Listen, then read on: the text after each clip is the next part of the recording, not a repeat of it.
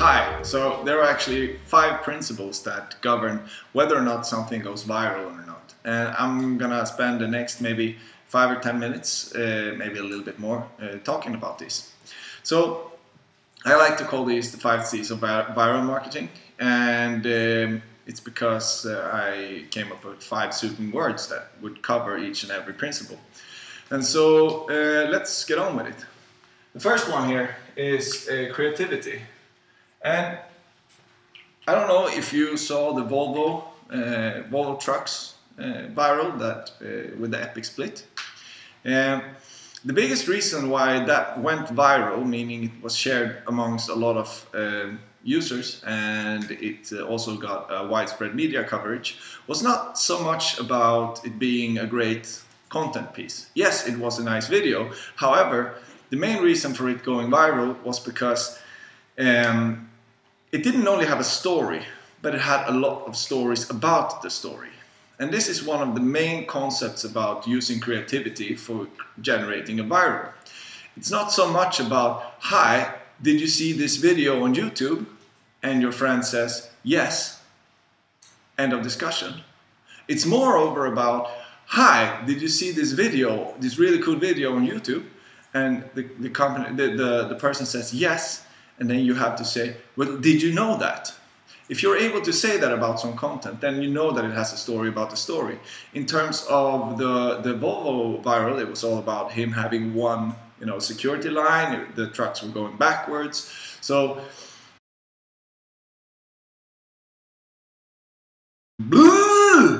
fuck. The story about the story is not only generating a high quality content piece, but it's also about generating a series of stories about the story that are surrounding this content piece.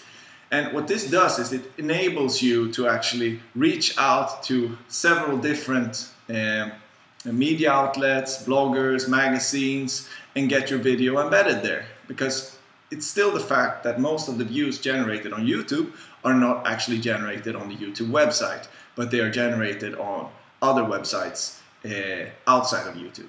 And so in order to get those high numbers for your advertising and for your campaigns, you really need to focus on trying to get your content piece shared onto social media, but also get it shared on the big high traffic media websites out there. Secondly, we have conformity.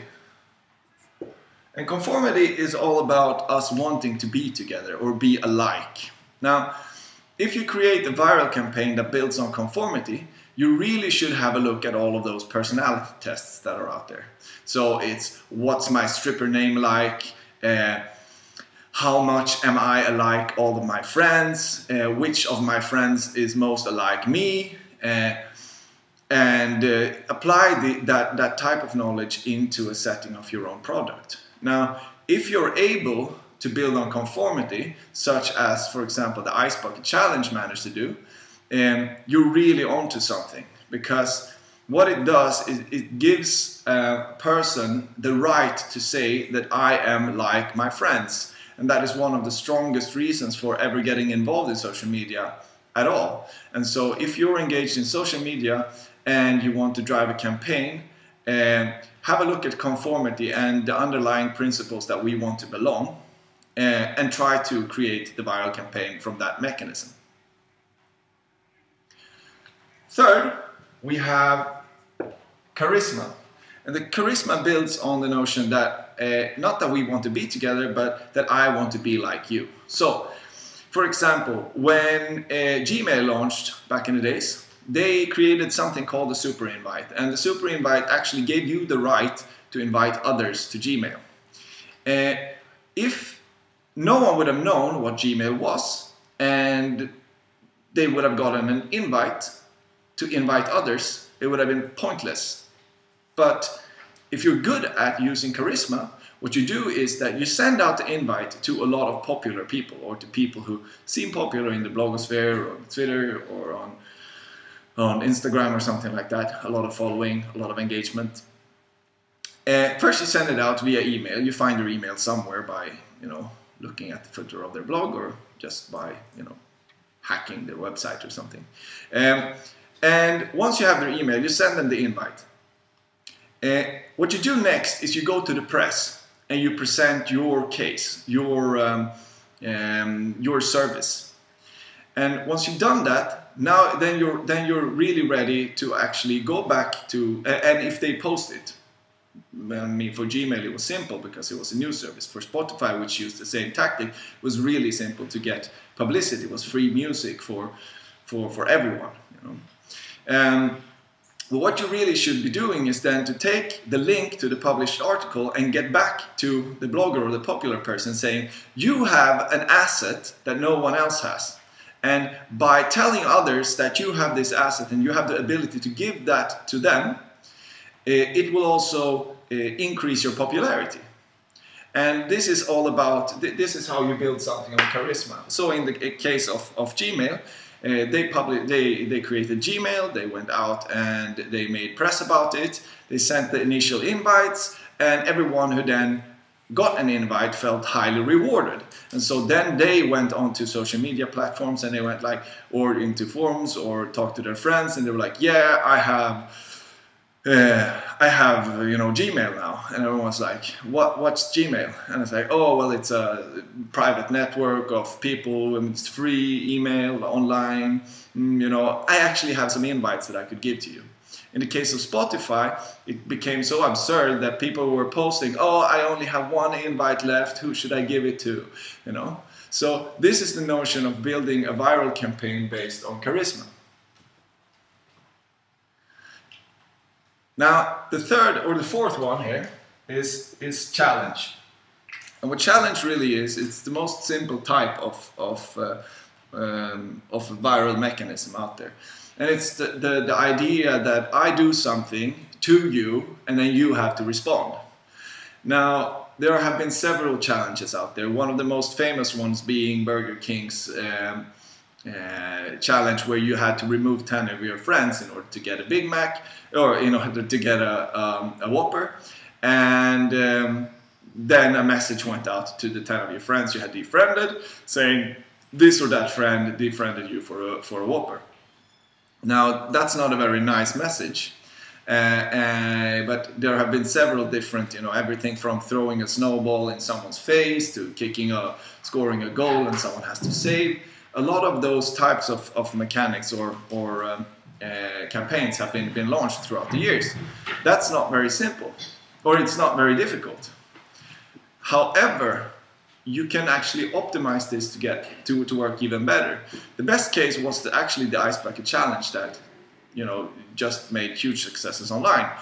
And the reason for it being so successful was that it had a limit. First, it was launched with both the idea of conformity, that we belong together. Secondly, with the charisma idea, that we had really popular people launching it in the beginning.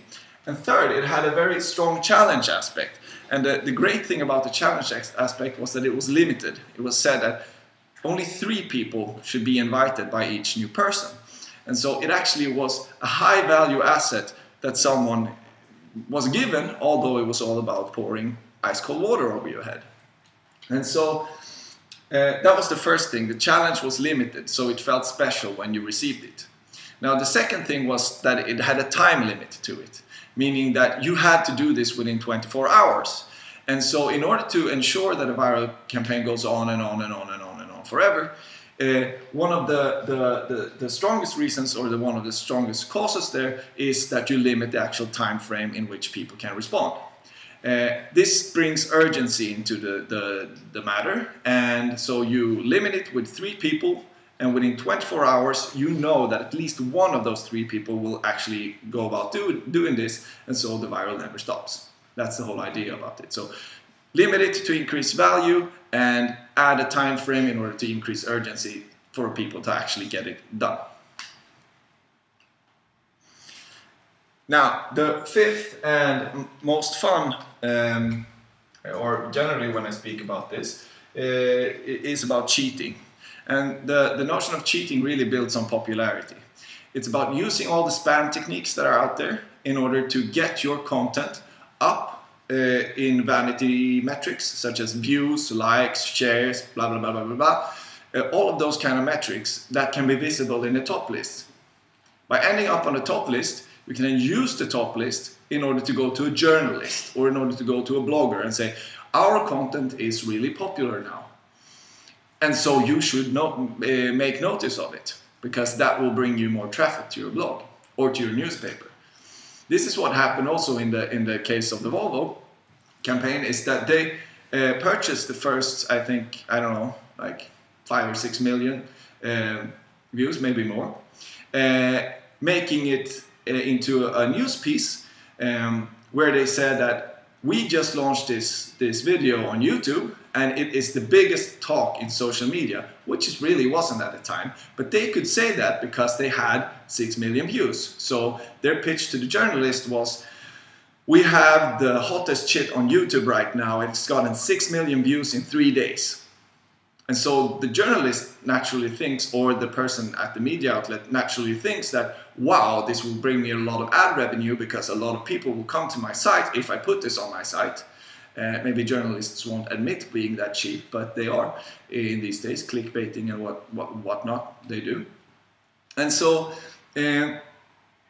what happens now is that the only thing the journalist needs after they've been given the fact that if they put this on their website they will become popular is a question of whether or not it's relevant. And then the story about the story comes back into the picture. And so if, let's say, Hollywood Press would write about the epic split from Volvo, they would need to know why it's relevant for Hollywood. And the main reason for it being relevant for Hollywood, well, it's because Van Damme has done that epic split in 3 different movies. And if you search for that, you will find that article, and that pitch was made to entertainment press that this was his third. He had done this epic split in 3 movies, and now he was doing it in one of those, you know, highly popular videos on YouTube. Then they did about the safety line, they did about the trucks going backwards, they did all of those other stories about the stories, giving people a reason to say in a discussion with someone else, hey, did you see the Volvo Trucks video? Yes. Did you know that he only had 1 safety line? Did you know that the trucks were going backwards? And that became the discussion, and that's why it took off so fast. So this was a short run through of the 5 C's of viral marketing. And I hope that you get something out of it. If not, then just ask questions here on my YouTube channels in the comments, or on the blog post, which you will find a link to in this YouTube video. Till next time, have a good day.